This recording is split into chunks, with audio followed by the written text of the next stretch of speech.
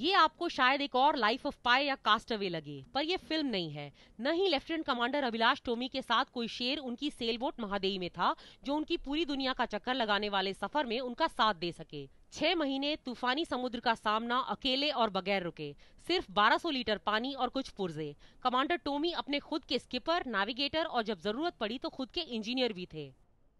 Today is not just a day. It's the end of 14 years of dreaming for me. Something that I'd wanted to do since 1999 when I'd read in a book about a solo race that was happening around the world. And I thought I should do it. And we should put the name of an Indian in that list.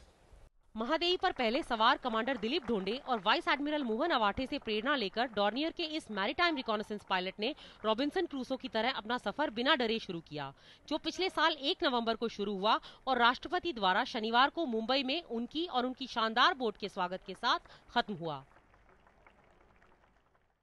Internet postings of the skipper on his blog and Facebook pages have been keenly followed by admirers from all age groups all over the country and outside. सागर परिक्रमा 2 कोई बच्चों का खेल नहीं था। इसके लिए कुछ जरूरी क्राइटेरिया पूरा करना था, जैसे इक्वेटर से 2 बार गुजरना, सारे लॉन्गिट्यूड्स को एक ही दिशा में पार करना और तीनों केप्स को पार करना। 19 मीटर लंबी महादेई 2 ने यह सब कुछ किया और केप ल्यूविन को पिछले साल 13 दिसंबर को पार किया। केप हॉर्न को इस साल रिपब्लिक डे पर और केप ऑफ गुड होप को 19 फरवरी को पार किया। And endeavors such as Sagar Parikrama are one of the many attempts of the Navy to reclaim our rich maritime traditions.